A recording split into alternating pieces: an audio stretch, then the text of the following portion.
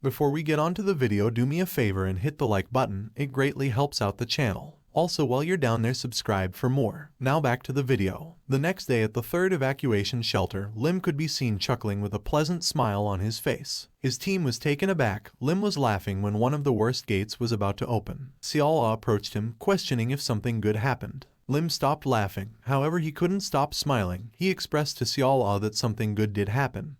He finally received severance pay from the company he used to work for a long time ago. As Li was talking, Xiao noticed a menacing aura a distance away. The scene then shifts to the fourth evacuation shelter, and we see that the menacing aura was coming from the Black Hound Guild leader, Kim T-jin. The Black Hound Guild members gathered around wondering why their leader was acting this way. One of the members expressed that he heard a rumor that the guild warehouse was robbed yesterday, and that they still don't know who did it. Back at the third shelter, Lim was finally able to calm himself, and afterwards Xiaola helped him with his armor. As she was helping, she apologized for the delay. Lim didn't mind, he just thanked her for her work. A short while later, Xiaola was done, and Lim had donned the upgrades to his armor, and with this out of the way, the equipment preparation was complete. Lim then reached out to the support team, using an earpiece, asking if they could hear him. Il Nam replied first saying he could hear Lim, and afterwards Li Nam replied saying the sound coming through his end sounds great. With the support team's preparation done, Lim turned to Lily and Wang, asking them if they had finished preparing. Lily raised her voice in annoyance, and she expressed that her new armor is uncomfortable because it is too tight. Wang, who had an embarrassed look on his face, agreed with Lily,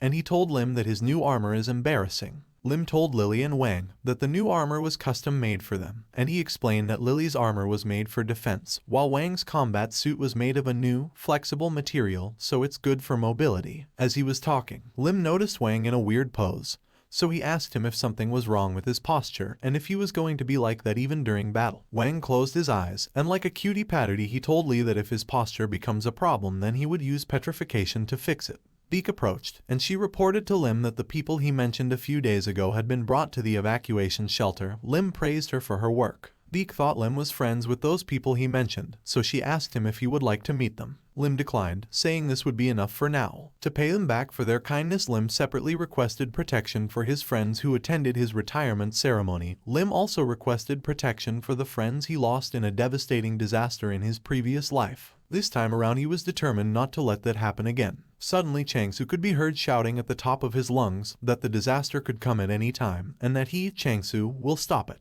Lim was taken aback. He asked Beak if she had any sleep when Changsu was this excited. Beak told Lim that she couldn't. She turned her head away from Changsu in embarrassment, and she expressed that sometimes it feels like she is raising a kid. A short while later, Lim could be seen looking around at the tanks, military vehicles, soldiers, weapons, and hunters that had gathered, and with all of this he felt like it should be enough to stop this disaster. In the distance, robotic footsteps could be heard approaching. The hunters quickly took a defensive stance, questioning if it was a monster approaching. However, as the footsteps got closer, the hunters realized that it was an ally. Lim watched with a smile on his face as the robot Youngshin was working on approached them. Lily approached the robot, questioning if Youngshin could see her. Youngshin expressed that he could see her very well, and he announced that he was inside the robot. Lim was taken aback.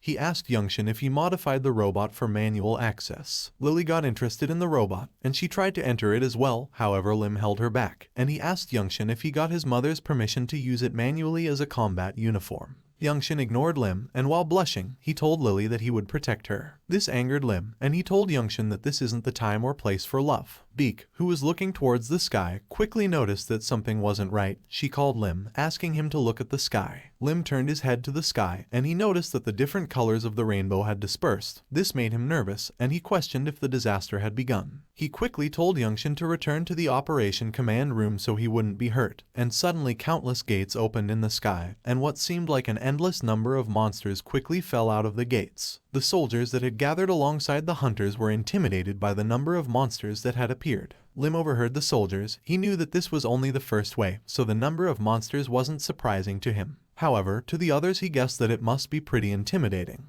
In a serious tone, he spoke out loud to his team and the soldiers, saying the enemy is just a monsters that they have already dealt with countless times. He expressed that everyone should be focused on preparing to engage these monsters. This motivated the soldiers. They took aim at the monsters with their guns, expressing that they were ready to fight. Their reaction made Lim glad, because now that they had come to their senses, he could leave them in charge of the shelter. The soldiers opened fire, and the hunters were placed in charge of dealing with the monsters that got too close to the tanks and soldiers. The first wave continued on like this, however, no matter how much they killed, it felt like the monsters would just keep on coming. Chang-Su quickly joined the battle, and as he cut down monsters, he expressed in a happy tone that the monsters were finally here. With a satisfied smile on his face, he spoke, saying it's been a long time since he was on the battlefield. Before the gate, Chang-Su decided to destroy the dark blue core gate by himself, which was a very important task. Chang-Su continued on his monster killing binge, expressing that he will destroy everything including the dark blue gate. The core gates were divided between the first awakened team and the professional hunter team, as per the decision made by the guild leaders and the president before the disaster started. And Lim was planning to move separately and, quote, accidentally enter the red core gate. Lim turned to Youngshin, who was refusing to go back to the operation command room, and he asked him to take a good look, since this is what a battlefield is like. But still Youngshin was adamant on following Lim. This annoyed him greatly, but since they didn't have time to argue, he told Youngshin to follow along and back him up. And Youngshin expressed with a smile that he understood. Then Lim told his team members to head to their respective assigned positions, because the solo operation begins now. Lim, Wang, and Lily rode in an armored vehicle, and Youngshin followed behind with the robot. As they drove around, Lim thought about his plan, which was to pretend to wander aimlessly, then eventually head to the red core gate. As they continued to drive, Xiao reported to Lim that the monsters were coming from every direction. Lim told her to ignore those monsters and continue to drive. Inside the vehicle, Lim started assembling a spear. He wasn't familiar with military weapons, but with 20 years of experience in the superhuman force, he could handle this much. The armored vehicles was quickly approaching a group of werewolf monsters. After seeing the vehicles approach, the werewolf monsters rushed into attack. Xiao informed Lim about the werewolf monsters, and Lim told her to keep moving forwards. Then he jumped onto the roof of the car, and using the spear he assembled, he proceeded to cut down the group of werewolf monsters that were coming into attack. As he cut them to pieces, he told the drivers to turn at the intersection that was coming up, and he asked them to be careful of the monsters' corpses. Then he asked Lily if she was ready. Lily, who had been charging up a fireball, expressed that she was ready. And since she was ready, Lim pointed out some monsters in the distance, and he told Lily to send those monsters flying. Lily released the fireball, expressing that she will finish this quickly so she can go to the chicken buffet. Lily's fireball devastated the monsters in front of them. But Xiao expressed her concerns to Lim about driving through the flames, and Lim told her not to slow down. He expressed that they must keep going. Hearing this, Lily motioned both of her hands forwards, and she parted the flames, so the armored vehicles and Youngshin could get through. Afterwards, Lily started shouting, and Youngshin watched her from inside the robot. He was slightly taken aback as she went on saying she would eat hangjiansel. Lim smiled, and he told everyone to move forward at full speed. Lim continued to give directions from the top of the vehicle. First, he instructed them to turn right at a hospital, and after they went 2 blocks further, Lim instructed them to turn right. As they went on, Lim was mapping everything out in his head, and he knew that they just had a little bit further to go before they reached the red core gate. A short while later, the red core gate could be seen coming into view. Xiao spoke in a shocked tone, questioning if that wasn't the red core gate in front of them. Her shock was quickly replaced with a smile, and she guessed that this is what the great sage's prophecy meant. As they got close to the gate, Lim ordered his team to prepare to enter the gate, but something suddenly fell from the gate. As it fell, this thing looked like a slime, but after landing on the ground, it took the form of a giant T-Rex. Jin Xiao reported to Lim, telling him that they were just 1 kilometer away from the monster, and she asked him if they should slow down. Lim glared at the monster. He knew that if they delayed here, then other monsters could come and attack, and if they get surrounded, it could be a problem. So he told Xiao to maintain their current speed. Then he called Wang, expressing that they were counting on him to face the monster. Wang jumped from the vehicle that he was riding in, and as he approached the monster, he told Lim that he will show him the results of his training. As he came face to face with the T-Rex monster, Wang was faced with a mouth full of teeth. He quickly activated his petrification ability, and as the monster's mouth clamped down on him, his body started emitting a golden glow, and he was able to hold the monster's mouth open. Lim quickly recognized the golden glow Wang's body was emitting. It was the golden mana of the Diamond Power Ball. Wang felt proud of himself. Even though it was slow, he is now finally able to do it. He gritted his teeth and he continued to exert all of his strength to keep the monster's mouth open. Lim then spoke to Youngshin, expressing that it was time for him to step forward. He asked Youngshin to show that he will be able to protect Lily like he said he would. Youngshin quickly flew towards the T-Rex monster. The monster noticed Youngshin coming, so it quickly spat out Wang, and it tried to bite Youngshin. However, Youngshin maneuvered the robot around the T-Rex's mouth, and he grabbed its tail, and he picked it off the ground. Then he slammed the T-Rex on the ground. This took the whole Team 7 by surprise, and they were now jealously wanting to ride the robot as well. Youngshin's attack immobilized the T-Rex, and using this opportunity Lim delivered the final blow. Afterwards he approached the corpse of the T-Rex. Judging by the size of the T-Rex, Lim guessed that it must have a valuable item inside its corpse. He quickly dismembered the monster's corpse, and he found a glowing pearl-like object called Nadan. This was a very valuable item, and it is said to be an excellent item for nourishment of the body. Lim grabbed the Nadan, and he held it in his hands, but as he was admiring it, Wang called out to him, and he pointed out that more monsters were coming out of the gate. Lim, like a kid at a candy shop, smiled, and he expressed happily to Wang and the rest of the team that they should make their way towards the Red Core Gate. The question of how to destroy the Red Core Gate isn't a difficult one to answer. The main requirement is to kill the fire giant that is sleeping in the volcano. After fighting the new monsters that had appeared from the gate and entering the Red Core Gate, Lim quickly stopped Team 7 so Xiaola could help them replace their armor to combat the heat. Shortly after the armor replacement was complete, and after the armor change they were all feeling better, Lim clenched his fist, and with a smile, he expressed that these combat suits were cooler than he expected them to be. He stretched his shoulder, and he told Xiaola that besides being efficient and comfortable, these combat suits looked amazing as well. And because of this armor things will be easier in the future. Xiaola expressed to Lim that she was surprised when she first received the new suits. She told Lim that Youngshin helped make the new combat suits, and she expressed that he is an outstanding friend to have. Lim thought to himself that the results of stealing from the Black Hound Guild and asking for new combat suits in advance was paying off. Youngshin approached Lily and he asked her to click a button on the robot's arm.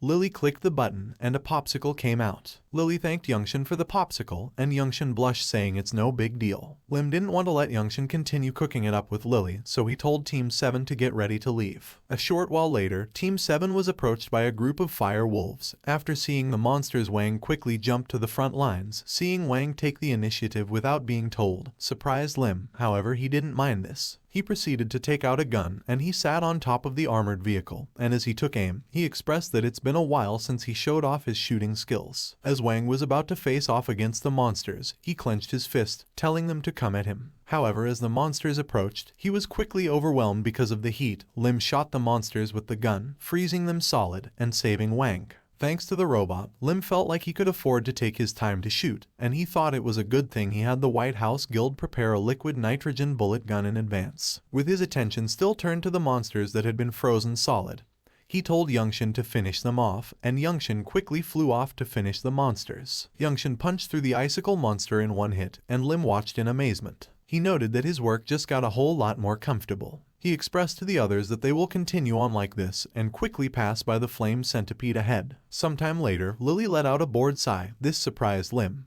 He turned his attention to her, questioning if something was wrong. Lily expressed in an annoyed tone that her fire ability is useless here. Lim thought it was obvious why her fire ability wouldn't be useful, so he told her that she can just take a rest. Hearing those words saddened Lily, and she questioned if she would be useless now. Lim turned his back on her, and in an annoyed tone, he questioned what Lily was talking about. He told her that after she rested, she would have to fight a lot, and he asked her if that sounded more fun than resting. A shiver was sent through Lily's spine, and she expressed that fighting would not be more fun than resting. Afterwards, she lowered her head, and she smiled. Sometime later, Team 7 came across a lava lake. Lim ordered everyone to stop and wait. There had been no problems so far, but Lim thought the lava lake would be a big problem. There were no monsters near the lava lake, so Lim asked the medical team to bring him a monster's corpse. Chinil Nam brought the corpse of a small monster on a tray. Lim grabbed the monster's corpse, and he threw it over the lava lake. Suddenly, a giant monster jumped out, and it swallowed the monster's corpse whole. Everyone on Team 7, except Lim, was taken aback. Lim sighed,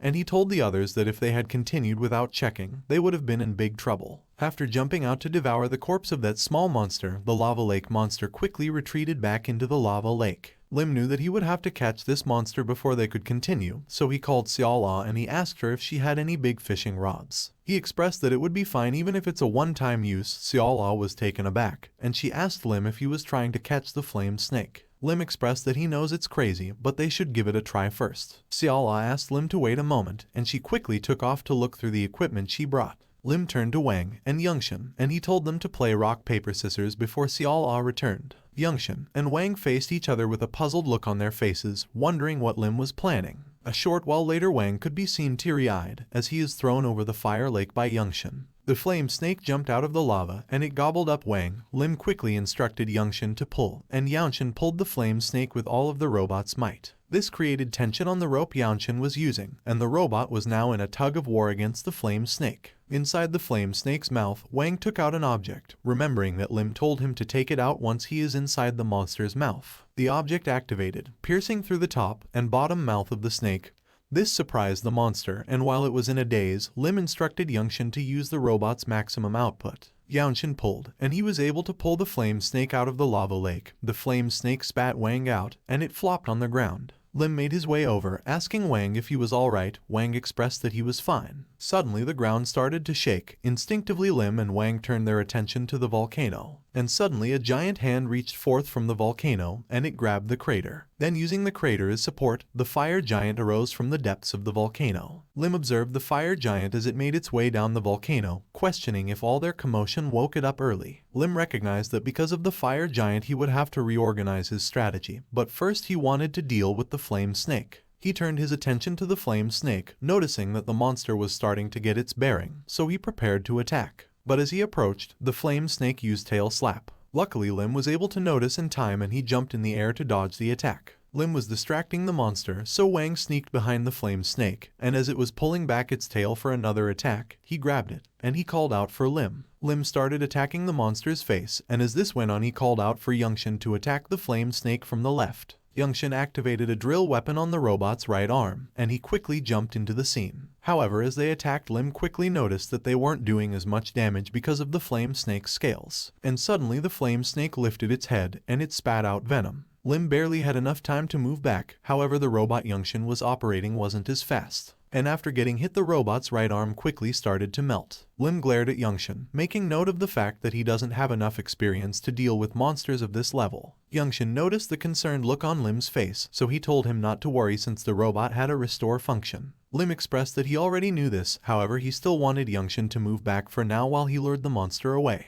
Lim also told Wang, who was still holding onto the monster's tail, to move back and get himself checked. Hearing this, Xiao asked Lim if he was going to be fine by himself. Lim drawed the monster's attention at himself, and as Youngshin retreated while carrying Wang, Lim told Xiao that he would be fine since the flame snake had yet to corner him. Xiao, still concerned, told Lim that they would be exploring the surrounding area with cameras to make sure he doesn't run into other monsters. And as Lim dodged the flame monster's attacks, she added that rather than the fire snake, she thought their attention should be somewhere else. Lim expressed to her that he understands that the fire giant is the main problem, and Xiao agreed. She told Lim that the fire giant is approximately 40 meters tall. The fire giant was also approaching faster than she expected. She later on guessed that the fire giant was able to cover that amount of distance so quickly because of its size. The fire giant was about halfway down the volcano, and the closer it got, the more Lim could grasp its absurd size. In his previous life it was the first Awakeners who attacked the Red Core Gate, but now it was up to him to deal with that giant. He gritted his teeth, questioning what he should do. Lim's original plan was like this. First he would defeat the flame snake in the lava lake. Then he would get near the body of the fire giant that was sleeping in the volcano, and he would proceed to stab it with the ice dragon's fang. Finally, he would finish off the fire giant, who would be weakened because of the cold temperature of the ice dragon's fang. Lim thought this was the perfect plan, but now that perfect plan is in shambles. He sighed, and then he announced through the earpiece for all the members of Team 7 to hurry towards the rear,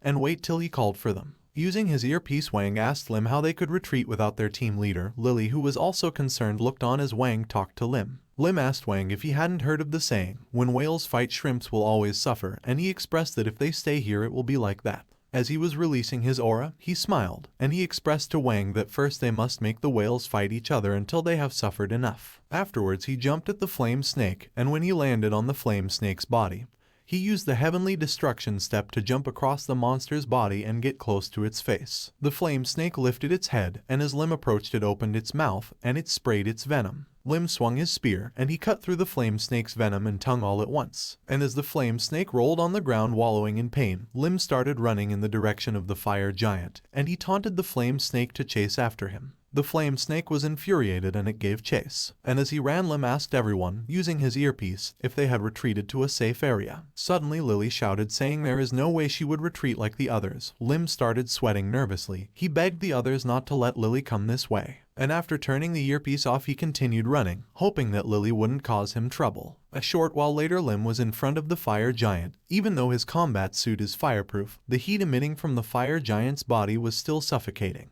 The flame snake, who was still chasing after Lim, used its tail slap attack again. Lim noticed the attack in time, and he moved out of the way. And as the flame snake moved past, the fire giant turned its attention to it. It suddenly punched the flame snake, disorienting it. Lim watched on, egging the two monsters to fight each other. The flame snake quickly got its bearings, and the two giants faced each other, awaiting the other to make the first move. The fire giant was first to move. It tried striking the flame snake, however the flame snake moved back and dodged its attack. Then it released its venomous spit, aiming for the fire giant's face. The fire giant lifted its right hand and blocked the venomous spit. However, the flame snake's venom started eating away at the fire giant's arm. Lim, who was watching from behind a rock, poked his head out, expressing that the two monsters fought quite well. Lim pulled out the box containing the ice dragon's fang, and as he observed the box, he thought to himself, thinking of what would be the best opportunity to use the ice dragon fang. Lim knows that the fang would be more effective if it's closer to the heart of the fire giant, so after finding an opportunity, he planned to plunge it deep inside the fire giant's heart and run away quickly. As he waited for this opportunity, he put on some combat gloves to protect his hands from the heat. Then he turned his attention to the battle, and he noticed that the flame snake was wrapping itself around the fire giant's arm.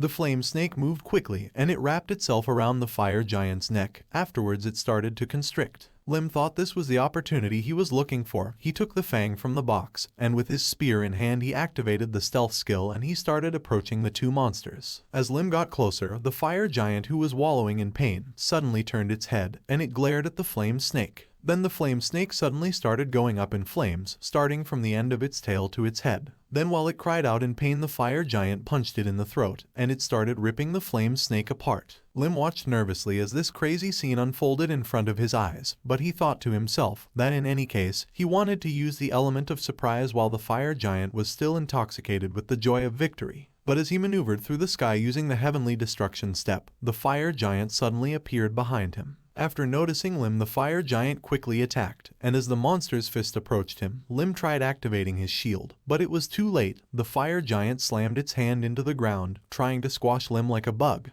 Afterwards, it slowly lifted its hand from the ground, but to its surprise, Lim wasn't there. Then while it was in a daze, it heard a voice asking Lim to admit something. The fire giant turned its head to the source of the voice, and it saw Lily telling Lim that he would have died if it weren't for her. Lim, who was still in a daze, remained sitting on the ground questioning why Lily was here. With a cheerful smile on her face, Lily expressed that she was here to pay for food. The fire giant was infuriated by the fact that he was being ignored. Its body started fuming, and it rushed at Lim and Lily. Lily took to the front. She told Lim that she would be taking care of the fire giant, and as she activated her fire ability, Lim asked her to wait a second, and he told her to not use her ability. However, it was too late. Lily had already released her flamethrower skill, and as the flames from Lily's skill approached, the fire giant started absorbing it. And after dining on good fire, the fire giant let out a burp. Lily was surprised that the fire giant was able to eat fire, and Lim, who was looking at Lily nervously, with a pale expression on his face, told her that this is the reason why he was trying to stop her from using her fire-based abilities. What Lily just did is like pouring oil into a car, and Lim didn't know what to do now since he dropped his weapon and the ice dragon's fang during the fire giant's attack earlier. In a disappointed tone, he told Lily that they should go back and reorganize before they launch another attack on the fire giant.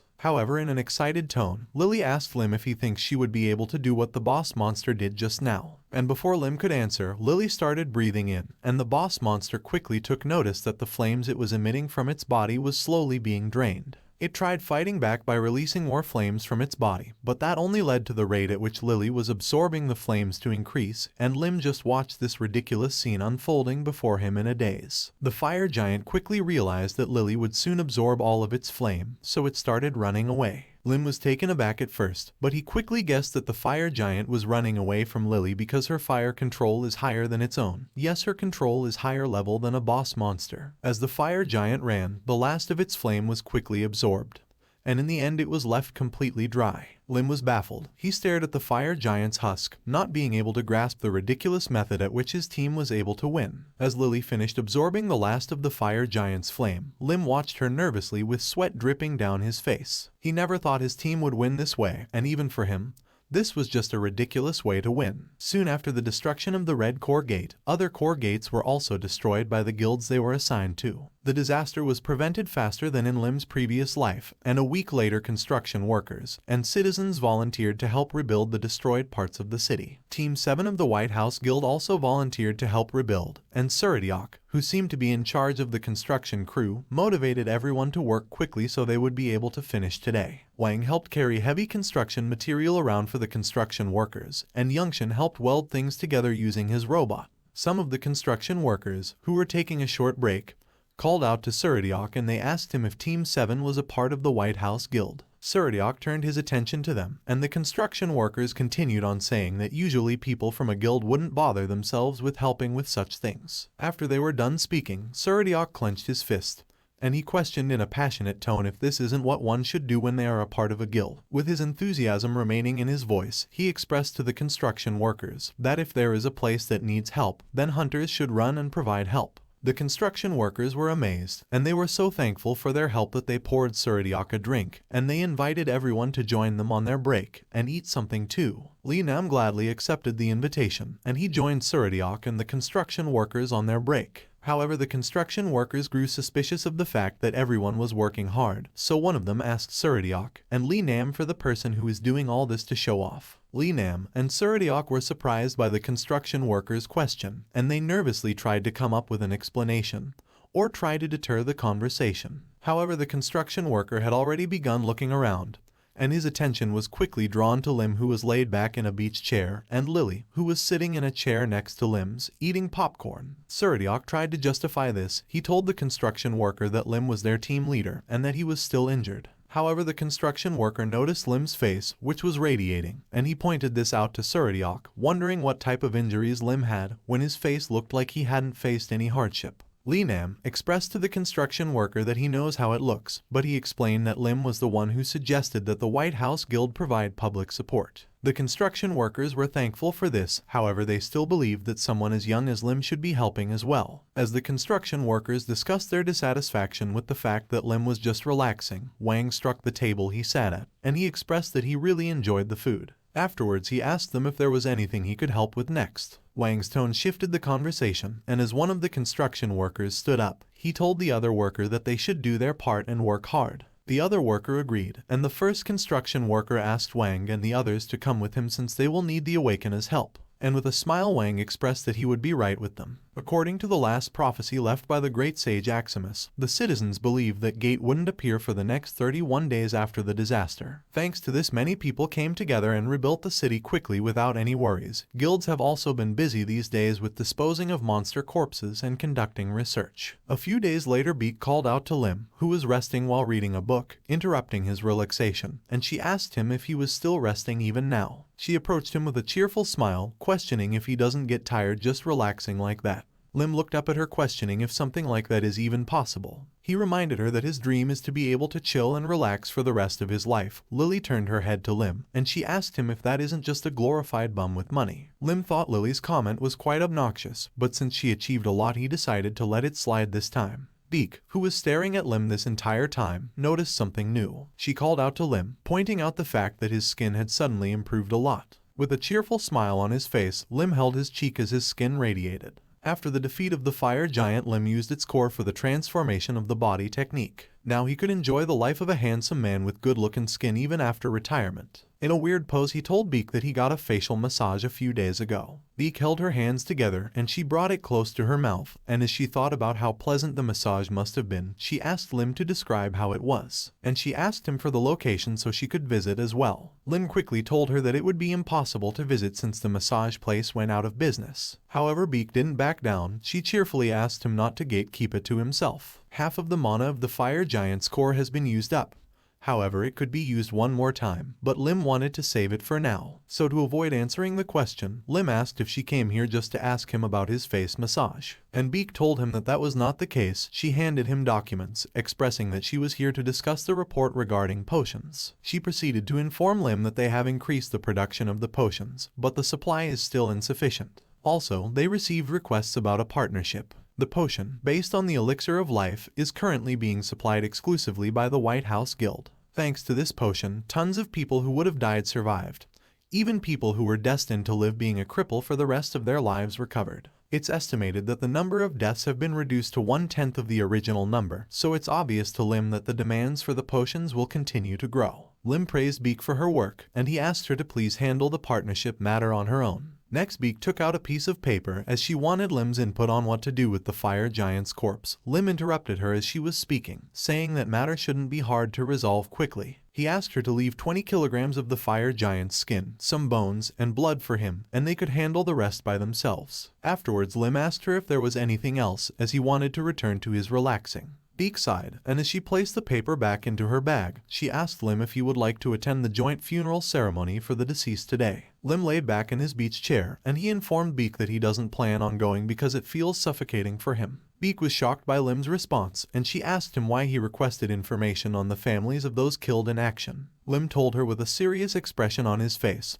that he requested the information because he thought he should call Santa Claus even though it's summer. At the ceremony, Kim, the current president, expressed in a saddened tone that 7 days ago, they fought against the gate anomaly phenomenon, also known as the disaster or the catastrophe. Kim announced that 427 citizens lost their lives that day. Afterwards, he paused for a moment to recompose himself. And shortly after, he continued on saying that there were soldiers, police officers, and hunters. All of them were someone's parent, child, or friend, and above all they were citizens of this country. Kim approached all of the flowers that had been gathered, which each bouquet of flowers representing a life that was lost, and he expressed that they will never forget the sacrifices these heroes made for their country. After Kim said this, sniffles filled the crowd. A little girl pulled on her crying mom's clothes, and she questioned when her dad would be coming home. The girl's mom didn't know what to say, she just continued to cry. The little girl hugged her mom, telling her not to cry. She expressed that her mom has to stop crying because Santa Claus might see. The little girl continued to support her mom, trying to get her to stop crying. All of this befell on Kim's shoulders. He closed his eyes and lowered his head, as he didn't have the courage to face his citizens anymore. Suddenly, his attention was drawn to a silhouette moving in the sky quickly. Lim was traveling over the ceremony, with him and Lily riding a red sleigh in a Santa Claus costume, and the Snowies flying by their side. Someone turned the attention of those at the ceremony to the sky, and after seeing the sleigh, the hunters didn't know what to do. At first they thought it was a monster, but they quickly recalled the prophecy by the great sage. The little girl, who was still comforting her mom, also turned her attention to the sky, and after seeing the sleigh, she called for her mom to look at Santa Claus. As they flew across the sky, Lily activated a shield. Kim mistook this as a gate opening, so he ordered everyone to be on high alert and be ready to protect the citizens. Kim took off running, preparing himself to jump and attack the sleigh, and as he jumped, he expressed that he doesn't know who is doing this, but they put on a show at the wrong time. As the sleigh continued to move through the sky, Lily continued to use the shield, and she created a cool pattern in the sky. This stopped Kim in his tracks, and as he slowly descended back to the ground, he stared at the sky admiring the pattern. The little girl pointed at the sky, and she asked her mom to take a look so she could see Santa Claus. Lily then used her shield skill to create fireworks in the sky, and as the citizens watched, their spirits were slowly lifted. The Snowies flew above the kids, releasing bubbles for them to play with. One of the workers approached Kim asking for his orders. Kim smiled, and he expressed that they should leave it alone. The worker, however, didn't think they should leave it alone, as he didn't know how they would report this. Kim looked up to the sky, and he told the worker that they would just say it's not a monster, but the real Santa Claus. Sometime later, Lim brought the sleigh to the White House Guild building,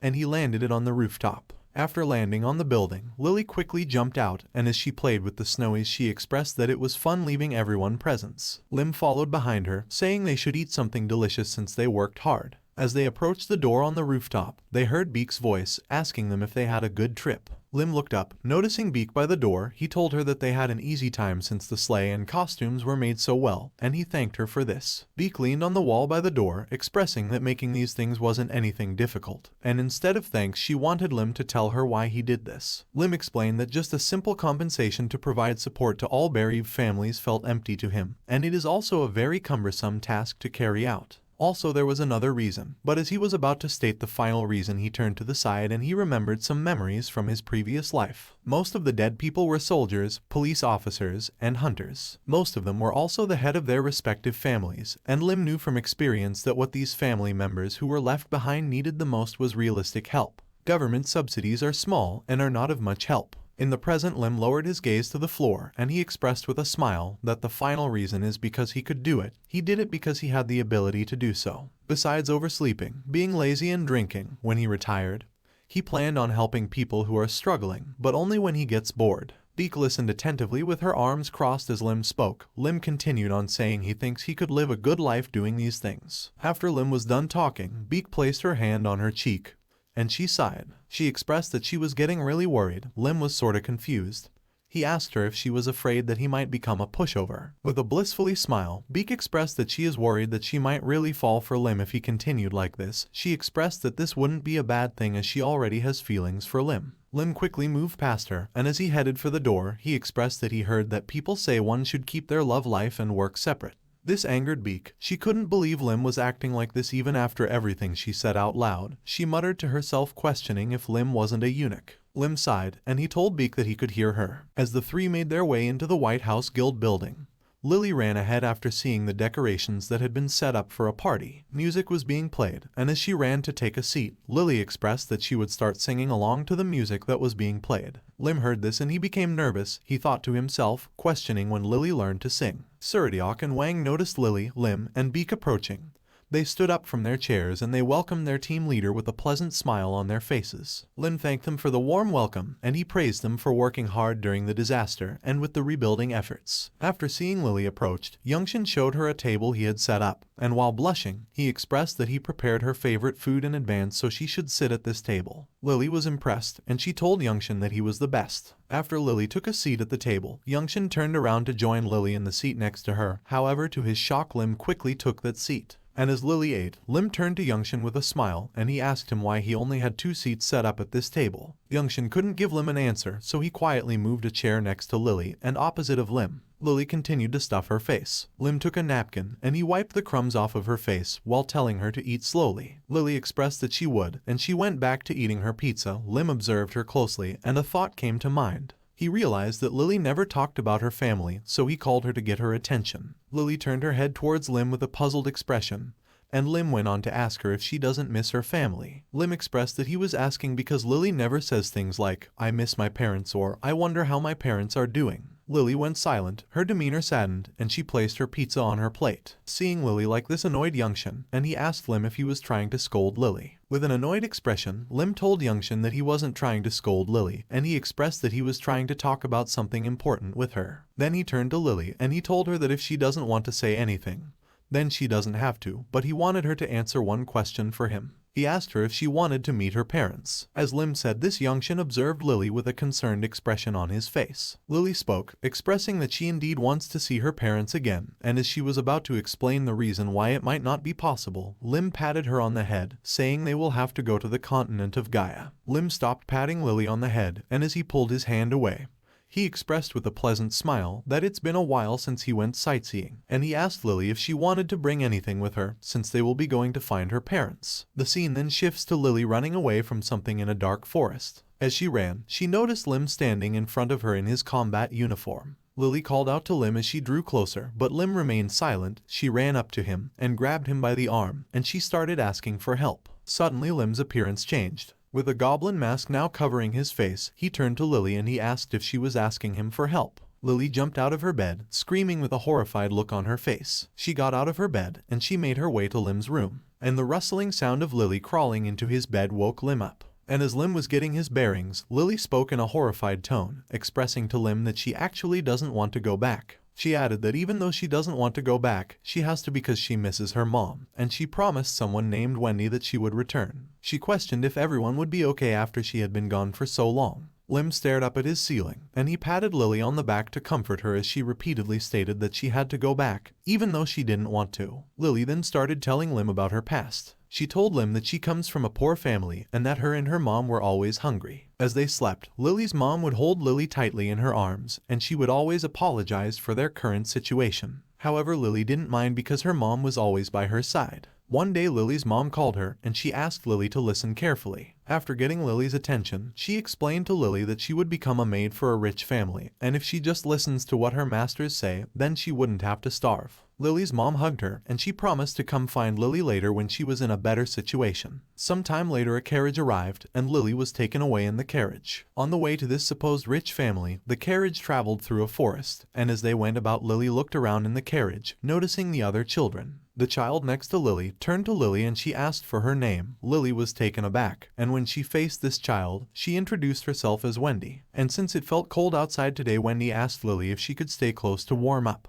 Without Lily agreeing, Wendy suddenly leaned on her shoulder. Wendy thanked Lily, and she told Lily that she was very warm. She proceeded to ask Lily for her age, and she came to find out that she was a year older than Lily. A short while later the carriage came to a stop, and the children were shouted at to get out by strange men. The kids got out of the carriage, and they were guided in a straight line by these men. As they walked, the kids took a look around, and they started questioning where they were, as this place was not the compound of a rich family, which they were told would be their destination. Suddenly, one of the strange men struck the floor with a whip, terrifying the kids. Afterwards, with the whip in hand, the man wearing a goblin mask advised the children in a chilling tone to shut up and follow him. Lily and Wendy were locked up together in a big prison, and the other children who came with them started disappearing from their cells one by one. Lily doesn't remember much of the details of what happened after that, but on the day she was taken away, she remembered waking up in a strange room to the voices of two strange men. One of these men asked the other if this wasn't their third attempt already, and another exclaimed that the first one was correct. This man expressed that for this attempt they used the essence of fire and blood fragments of a demon, and all the items were successfully integrated with Lily's body. They stood over Lily, and the first one asked if there was any rejection from Lily's body, and the other replied saying there wasn't. However, the possibility was still very high, so he wanted to start something right away. But as he said this, they noticed a reaction. They shouted at their success, and they noted that the baptism had settled into Lily's body. Lily was in pain, however the two men were busy celebrating because finally they had fulfilled their long-cherished wish. After the celebrations died down, the first man asked if the other had noticed any side effects, and the other expressed that he hadn't yet. But he thought it wouldn't matter even if there were side effects, as Lily was no longer a person, but a monster. From that day on, a magic circle appeared on Lily's stomach,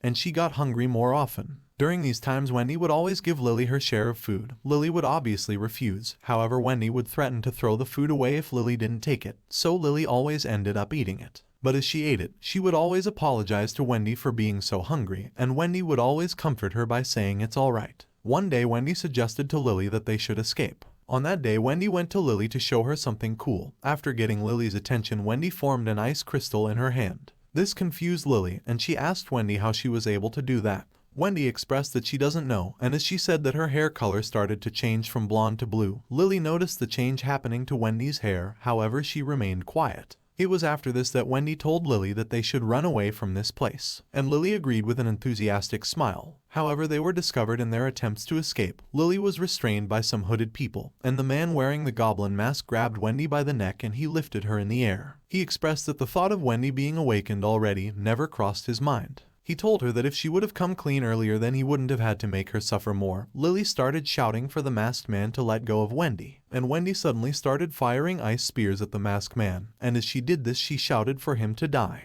The masked man's body was quickly covered by a green shield-like ability, and Wendy's ice spears bounced off of his body. The masked man looked up at Wendy, and with a smile, he told her that even though she has awakened, she still wouldn't be able to do anything against him. In a menacing tone, he exclaimed that Wendy will accomplish great things as a puppet in the future. Wendy gritted her teeth, and she grabbed hold of the masked man's arm tightly. She thought to herself that even if she had to die, she would not go back to that prison. Wendy started releasing a cold chilling wind from her body, and she called out to Lily, telling her that she had to run away. The masked man was irritated that Wendy was using her ability to try and help Lily escape, and as he disciplined Wendy, Wendy continued to direct cold chilling winds at the two men that were restraining Lily. As this went on, the two men restraining Lily froze, and Lily herself awakened. Her hair color changed from blonde to red, and she started emitting flames from her body. The masked man took notice of Lily's awakening, and he ordered his men to catch her. Wendy, who had freed herself, shouted for Lily to get up, and she expressed that Lily won't get a better chance than this, so she should run now while her powers are keeping the masked man occupied. Lily ran away, and Wendy increased the range of her powers, and she created an ice storm tornado to mask Lily's presence. Wendy's distraction helped Lily get some distance between her and the strange men. However, a short while later, they were able to pick up her trail, and as Lily ran, she asked Wendy to wait for her, and she made a promise to return. She continued to run, and sometime later a red gate suddenly opened in front of her. With the men that were chasing her close behind, and nowhere else left to go, Lily ran through the portal. The men chasing her shouted for Lily to get away from the gate, but as they drew near, the gate started to disappear. Lily took one more look, and she promised again to come back and save Wendy. In the present, after Lily finished telling Lim about her past and how she ended up on Earth, she passed out. Lim observed her quietly as she slept, and he muttered to himself, "Goblin masked man," in a tone of anger. The next day, Lim went to Changsu and he requested a month-long vacation. Changsu was infuriated. He struck his desk with his fist, and he asked Lim if he was out of his mind. In a fit of rage, Changsu stood up from his chair and he struck his desk with both hands. Then he reminded Lim that they just faced a disaster not long ago, and he questioned how Lim could be thinking of taking a whole month off at a time like this. Changsu also asked Lim if he doesn't know how busy the White House Guild has been recently. Lim remained silent for a moment. Beak, who had joined Lim, stood behind him holding her hands together nervously. Then with a serious expression on his face, Lim told Changsu that he has a reason why he has to go, and he expressed that he also had something he wanted to personally ask Changsu. Changsu interrupted him, saying he doesn't know what Lim wants to ask.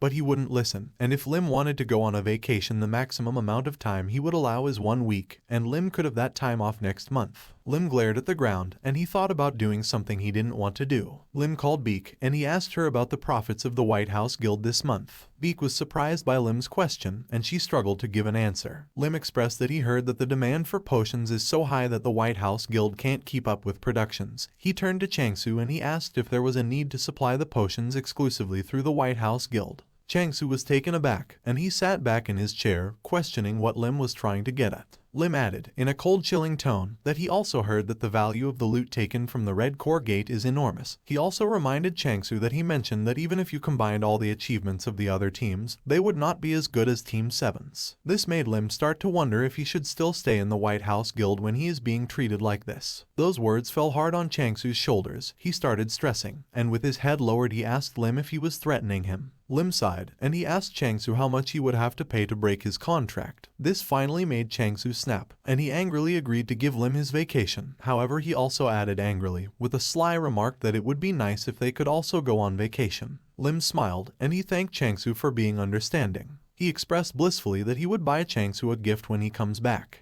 Changsu sighed, and he asked what Lim plans to do for an entire month. Lim explained that he plans on looking for some people. Beak interjected, saying if Lim is looking for people, then it will be faster if he left it to the White House Guild. She asked if Lim would be willing to leave it up to the guild. Lim faced her, and he said no. He told her that he wanted to find these people himself. Lim thought to himself that he has to find Wendy or Lily's mom and bring them back. And as for Goblin Mask Dude, he gritted his teeth, and the vein on his forehead started bulging as he thought about what he plans to do to Goblin Mask Dude. After calming himself, Lim turned to Changsu and he reminded him that he also wanted to ask for a favor earlier. Changsu brought his hands together and he asked Lim to tell him what else he wanted. The two discussed, and a short while later Changsu glared at Lim, and he questioned if this is what Lim was really asking for. That evening in the White House Guild building rental accommodations, Lim called Lily and he asked her to take a look at a map he had drawn of the Gaia continent. Lim showed Lily the map, and afterwards he drew a circle in an area of the map, and he expressed that that area Lily mentioned should be roughly around where he drew the circle. Lily was taken aback, but if what Lim was saying is true, then her house should be there. Suddenly there was a knock at their door. This confused Lim as he shouldn't have any visitors. He turned to the door, and he asked Lily if the visitor was for her. Lily was also confused. She turned to the door as well, and she called out to the person on the other side with a questioning hello. Lim opened the door, and he was met with Youngshin and his mom. Youngshin's mom asked Lim if it would be okay if they came in for a moment. Lim allowed them to enter, and they exchanged a greeting. Afterwards, Youngshin's mom started to explain their reason for the visit. but she stopped herself because Youngshin had told her he wanted to speak for himself. Youngshin nodded in agreement with his mom, and she gave Youngshin the floor. After being given the chance to speak, Youngshin told Lim that he also wanted to go on a vacation with Lily. Lim was shocked. He quickly realized that he might have revealed too much, which is why Youngshin was able to get wind of the vacation.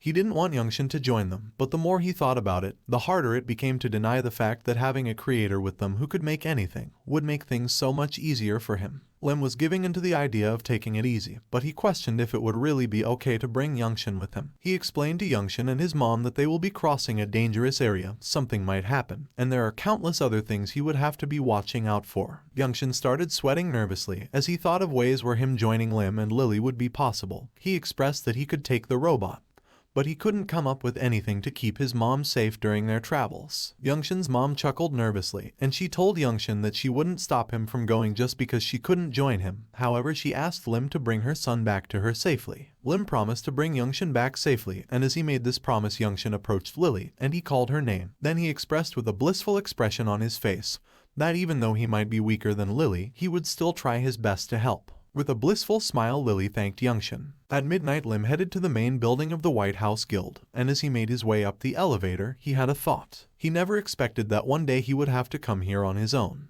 The elevator stopped at the 12th floor of the White House Guild basement, which was the personal training hall for Changsu. And when the doors to the elevator opened, Lim was greeted with the sight of steam evaporating from Changsu's body. Changsu was in the middle of an intense warm-up, and after noticing Lim coming in, he quickly ended his warm-up, and he turned to Lim, expressing that he was late. This confused Lim, because he made sure to arrive 10 minutes earlier than the designated time. He expressed this to Changsu, and Changsu apologized. He told Lim that he was so excited that he couldn't sit around and wait, so he decided to warm up a bit. Changsu told Lim that he never expected that the request he wanted to ask of him earlier was for a 3-day spar, especially since Lim always avoided the topic when he brought it up. Lim started laughing nervously. The reason why he signed himself up to get beaten is because compared to Earth right now, there are a lot of powerful people on the Gaia continent. And before departing, Lim wants to check the performance of the martial arts he picked up through a serious spar. Changsu is one of the most talented people Lim has ever met, so he will be a good opponent. Lim quickly regained his composure, and as he slowly unsheathed his sword,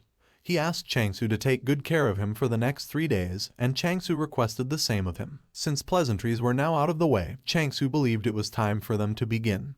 He took a fighting stance, and as he released his aura, he expressed that Lim should have no need for a warm-up, since he should have already done so before coming here. Lim quickly realized that he made a mistake. He tried backing out by saying he was just being cocky earlier when he made the request. However, Changsu interjected. He told Lim that as of now they can only talk by using their fists, and he rushed at him. Changsu's attack was explosive, and each time he hit Lim, a shockwave was sent throughout the building of the White House Guild. 3 days later, inside the White House Guild building rental accommodation room that Lim and Lily were using, Lily approached Lim questioning why his face was messed up. With an intimidating aura, she asked Lim to tell her who hit him, so she could go scold them. Lim, whose face had been disfigured by Changsu's punches, told Lily to forget about it, and he asked her to go pack her things. Thanks to the beating Lim received by Changsu for those 3 days, he was able to get familiar with the new martial arts he picked up when he cosplayed as the Great Sage. However, as a result of the stress on his body caused by the continuous use of those martial arts, he ran out of stamina yesterday, which made the beating more merciless than the other days. Lim took a potion, and as he drank it, he thought to himself, questioning where a monster like Changsu comes from. Sometime later, after they had finished their preparations, Lim and Lily headed to the first floor of the main building of the White House Guild, and as soon as they arrived they were greeted by Changsu, Wang, Suradiok, and Beak. Changsu was feeling cheerful. He expressed with a smile on his face that today is the day Lim goes on vacation, and he advised him not to go anywhere where he would get beaten up. Lim wasn't as cheerful as Changsu. He had eye bags, and he looked like someone who didn't sleep for days. He told Changsu that thanks to him, he doesn't think anyone would ever be able to hit him again. Lim then turned to Wang, and he put him in charge of Team 7 for the month he was away on vacation. This startled Wang. He asked Lim if something like that is even possible for someone like him. Lim furiously told Wang that he better take good care of Team 7 while he was not around, and if he returned to Team 7's reputation in ruins, then, as he said this, he motioned his hand across his neck, threatening Wang with decapitation. Tears streamed down Wang's face, and he expressed in a saddened tone that he would do his best. Suradiok made his way over to Wang and he started comforting him. And as Lim observed this, he noted that Wang still hasn't realized that he's among the top rankers. He sighed, and he told Suridiok to watch over Wang to make sure he does a good job. Suridiok accepted his task with a smile on his face. And then Lim turned to Beak, preparing to give her instructions for what to do while he was away on vacation. However, as he turned, he was taken aback because Beak had been staring at him with a blissful expression on her face. Then she suddenly closed her eyes, and she stuck out her lips, almost like she was anticipating something. Confused, he asked her if she had gotten dust in her eyes. This angered Beak. She grabbed his arm, questioning if he doesn't know what a goodbye kiss is. Lim tried to pull himself away from Beak, and as he did this he acted ignorant, expressing that he never heard of something like that. He asked her to please look after Team 7 for him while he was away, and he also asked her to take care of the things he requested of her earlier. This further annoyed Beak, and she started questioning if Lim was only looking to exploit her. Beak hadn't noticed Changsu behind her, who was glaring at Lim with murderous intent. Lim couldn't answer. He really wasn't trying to exploit Beak, it's just that he doesn't want to die yet. Lim quickly turned around, and before leaving he looked back one last time, and with a smile he expressed that they should be on their way. Lily also turned to the others, and with a smile she waved goodbye. Afterwards Lim ran off with Lily quickly. He wanted to make sure Changsu's stare wouldn't leave a hole in his head. After Lim was gone, Beak stood there looking on with a sad expression on her face. Changsu approached, and he wrapped his hand around her shoulder, questioning why his beautiful daughter looked so sad. Beak lowered her gaze to the floor, and she expressed that she feels as if she would never see Lim again. But as she thought about it some more, she added that she was probably being worried for nothing. Changsu comforted her. He told Beak that she has nothing to worry about, and he stated that Lim was stronger than even he expected, especially his one move yesterday, which was dangerous even for someone like him. Beak was surprised, and she questioned if that really was the case. Changsu reassured Beak that this was the case, so she had nothing to worry about. Then, Changsu lifted his hand in the air and he clenched his fist. He told Beak that when Lim returned they would get back to work properly, but until then, he told her that they should do what they can. He remarked that he should get some special training done as well, so next time him and Lim can really let loose. As Lim and Lily headed to the restricted area, Lim suddenly felt anxious, and he wondered why he was feeling this way. When Lim and Lily arrived at the restricted area, Youngshin noticed that anxious look on Lim's face. So he made his way over, and he asked Lim if everything was okay. Lim took off his backpack, and as he placed it on the ground he told Youngshin that it was nothing to worry about, and he asked him if he had already said goodbye to his mother. Youngshin told Lim that he said goodbye to his mother this morning. And again Lim addressed his concerns about Youngshin joining them like he did 3 days ago. Lim was sure Youngshin would be fine since he would have the robot, but still they were going to a dangerous place. He asked Youngshin if he understands that the whole vacation stick is a lie, and that they were actually planning to go across the dimension and bring back Lily's mother. Youngshin stated that they were going to Lily's home, so nothing else that Lim says matters. He took out a phone, and he informed Lim that he made modifications to the robot like he asked. Youngshin opened an app on his phone, and through the app, he pressed a button that transformed the robot into a carriage pulled by a robotic horse. Lim and Lily were left speechless. Seeing their shocked faces, Youngshin humbly expressed that this wasn't a big deal. He explained that the robot transformation function was already there, and all he did was modify it a little bit. Youngshin's explanation amazed Lim further, and he started to grasp how talented Youngshin must be for him to consider something like this not a big deal. Youngshin added that there were other transformations too. But before he could show them off, Lim interrupted, saying Youngshin could show the other transformations later. He expressed that for now the carriage would be enough. Then Lim shifted his gaze forwards, and he noticed the flow of mana, which was starting to increase. He took a couple of steps forwards, away from Lily and Youngshin, and he told them that he will open the gate now. The flow of mana that Lim had noticed started to gather in a single spot, and Lim started drawing a magic circle below that spot. The Gaia continent and Earth are already connected. They were merely being separated by a door for the time being. After he was done drawing the magic circle, Lim took out a soul stone from his pocket, and he narrated that normally the closed gate would have opened on its own in a year's time, but by using a soul stone he could open the gate right now. Lim crushed the soul stone, releasing the mana that was stored inside.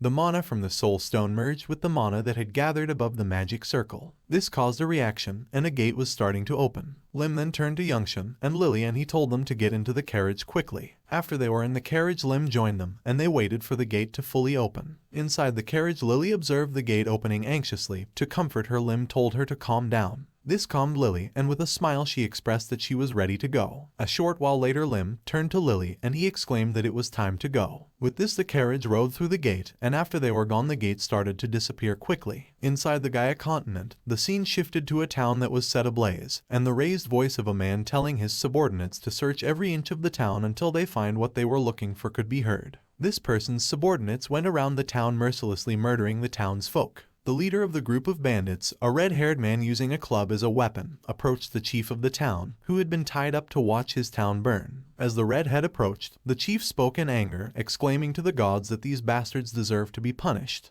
The redhead grinned, and he told the chief that it would have been better if he had just listened to their demands. The redhead pointed at the chief's head, and he expressed in an intimidating tone that the old man is going to end up in a whole lot of trouble if he keeps hiding information about what they were looking for from them. The redhead questioned if the old man wanted his grandson to die as well. The old man was terrified and he started sweating nervously, but still he remained silent. The redhead was starting to lose his patience, and he shouted, demanding the old man tell him where he was hiding it. Another person, a man that seemed to be wearing a fake mustache, had remained hidden while the bandits brutally murdered the townsfolk, and he was able to observe this scene in silence by hiding behind a wall. However, now that the chief was in danger, he could no longer remain hidden. So as he was about to reveal his location, he gripped the hilt of his sword, and he apologized to the chief, saying he can't let his benefactor die like this. He revealed his location, shouting that he knows what the bandits are looking for, but suddenly a portal appeared in the sky, and Lim's carriage fell through, landing violently on the ground. Mustache Man and everyone present was in a daze. They couldn't believe their eyes. Mustache Man stared at the carriage, questioning what it was. He started wondering if it could be some magician's wide-range teleportation spell. Everyone's attention was glued on the carriage as Lim opened the door. Lim expressed that everything was shaking, and as he stepped out of the carriage, he stated that if he had known this was going to happen, then he would have brought the carriage through first. Lim's attention was then drawn to the redhead and the other bandits that had gathered around the chief. Lim quickly realized what was happening. Lily became curious and she headed for the door to see what was happening outside. But Lim quickly shut the door in her face, and he instructed her not to come out yet. Afterwards Lim turned, and he glared at the bandits. He turned his attention to a bandit, who was still partaking in the murder of the townsfolk. Then his attention was drawn to a crying child, and another who was trying to get this crying child to quiet down. Seeing this angered Lim, he released his aura, stating that he found this entire scene to be absurd. He also expressed that he was further disappointed because he was excited to see what kind of state this town would be in. Lim knows that in 1 year's time, the gate connecting to Earth will be opened in this village. Therefore, in order to raise the value of his property, it seems Lim must develop this village himself. Mustache Man approached Lim. He threw himself in front of him, and while kneeling, he addressed him as a magician, and he desperately asked Lim for a helping hand. Lim was taken aback and he questioned if the Mustache Man was referring to him. The Mustache Man expressed that he was, and he explained that with teleportation magic of this size, and such an extraordinary carriage, Lim must be a magician who had reached heights that can't even be imagined. The Mustache Man took out a bag of golden coins, and he showed it to Lim, expressing that if he helps them out they will be truly grateful. The bag of golden coins made Lim very happy. He had brought with him some magic stone to exchange for gold, so the sight of the gold coins was making him gleam with joy. He reached forth his hand to grab the gold bag with a smile on his face. As Lim grabbed the bag, the Mustache Man added that if Lim takes care of the bandits, then he will pay him 10 times the amount in the bag. The bandits started to panic. One of them asked if Lim was really a strong magician, and another nervously asked their boss, the redhead, if they were really going to attack such a person. The redhead was annoyed by his subordinate's cowardice. He pointed at the Mustache Man, and he expressed furiously that the person next to Lim is one of the guys they were looking for. He also reminded his men that their comrades will be coming over too. The bandits quickly gained back their confidence. Afterwards, the redhead turned to Lim, and he advised him to just take the money he just received and get the hell away from here. However, his warnings fell on deaf ears. Lim was too busy counting the gold coins in the bag to notice him. This annoyed the redhead, and he angrily asked if Lim was ignoring him on purpose. Lim continued to ignore the redhead. He turned to the Mustache Man, and he stated that he counted 25 gold coins in the bag, and he asked the Mustache Man if he would really pay him 10 times the amount for just taking out the bandits. With a smile, the Mustache Man expressed that he would. But this got Lim thinking. He asked the Mustache Man if he would be willing to pay about 20 times more gold instead of the 10 if he killed the bandits. The Mustache Man was hesitant to agree, so Lim turned his back to him, and he expressed that since Mustache Man doesn't want to accept, then he will be going. Mustache Man grabbed Lim's shoulder, and he stated that he would give Lim the money. Getting rid of the bandits was something Lim was going to do anyways. So this was like killing two birds with one stone for him. He turned to the mustache man, and he accepted the mission. The mustache man thanked Lim for ripping him off with a smile on his face. Redhead, who had been fuming the entire time Lim had been ignoring him, angrily ordered his subordinates to shoot Lim right now. The bandits gathered, and they opened fire on Lim. Lim activated a shield, and all the arrows that were shot at him bounced off of the shield. Then after the arrows stopped, Lim opened the carriage door and he asked Lily to get out. As Lily got out, Lim asked her to extinguish the fire. Lily motioned her hands forwards, and the raging flames all started to gather in the palm of her hand. After gathering all the flames, Lily ate it, but as she ate it she stated that this fire was worse than the fire giants. Seeing Lily consume the fire made the bandits lose their confidence again. They came to the conclusion that Lily was a magician too, and this made them question their decisions to attack Lim further. The redhead angrily turned to his anxious comrades, and he ordered them to bring out the battle ogre. And he stated that with the ogre they will have nothing to worry about because without someone protecting them, magicians are nothing but sitting ducks. This raised the morale of the bandits, and they quickly released the ogre. After being released, the ogre let out a battle cry. This annoyed Lim.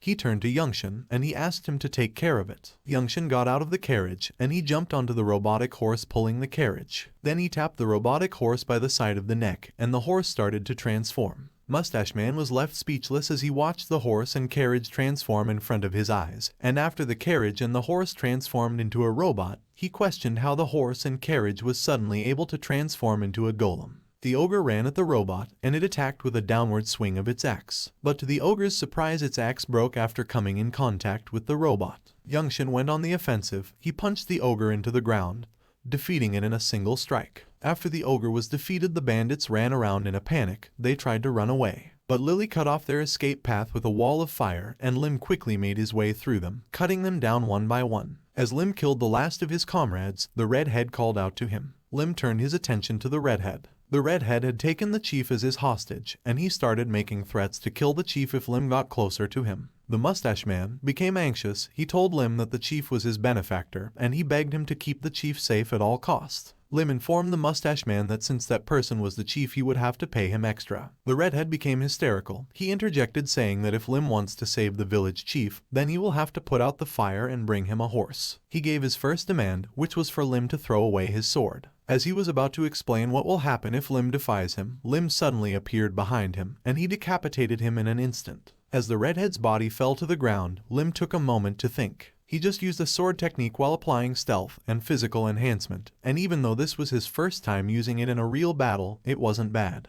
And as he observed his body to look for any side effect, he noticed a piece of paper falling out of the redhead's pocket. Lim quickly realized what the piece of paper was, so he took it and hid it in his pockets. Sometime later, after everything had settled down, the chief invited Lim, Lily, and Youngshin to his home for a meal. And after he finished plating the food, the chief took a seat, and before they started eating he bowed his head, and he thanked Lim, Lily, and Youngshin, as the chief, for saving the village. The chief added that even though Lim acted like he saved them because of the money, he didn't get the feeling that Lim was a bad person, because if he was, he wouldn't have used expensive-looking potions on the injured villagers after the battle had already finished. Because of all this, the chief told Lim that he can consider this place his home, and he hoped that Lim would enjoy a nice dinner with them. And before Lim could respond, a familiar voice suddenly interjected. Lim turned his attention to where the voice came from, and he saw Mustache Man, who had a smile on his face. Mustache Man expressed that they are really grateful for the help Lim provided earlier, and he asked the chief if it would be okay if he joined in on the meal. The chief invited Mustache Man, who was joined by two others, to take a seat, but before that he turned to Lim and he asked him if he would be alright with having Mustache Man and the others join them. Lim expressed that he didn't mind, so Mustache Man approached a chair at the table with a thankful attitude.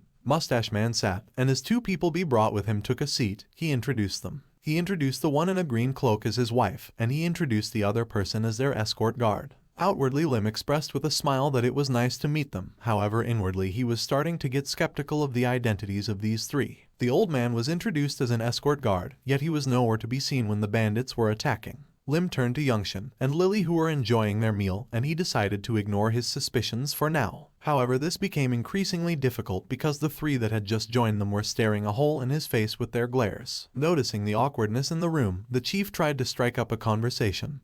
He asked Lim if he was traveling somewhere, and if so he questioned where Lim's destination would be. Lim told the chief that their destination is a small village in the Teru Kingdom, and he stated that they were going there to find someone. Hearing this startled mustache man's wife, Lim noticed this and he turned his attention towards her, but she quickly looked away. This further increased Lim's suspicion about these people. Mustache man interjected, stating that to get to the Tour Kingdom Lim has to cross the border, and he expressed with a smile that they were also heading that way. This confirmed one of Lim's suspicions, and he could now see the wheels in these guys' heads spinning. The chief quickly got up from the table, expressing that he will bring more food while they continued to discuss further details. From this Lim concluded that even though they say the chief is their benefactor, it's highly likely that he knows some details about them. Lim continued to act ignorant, instead of addressing his suspicions.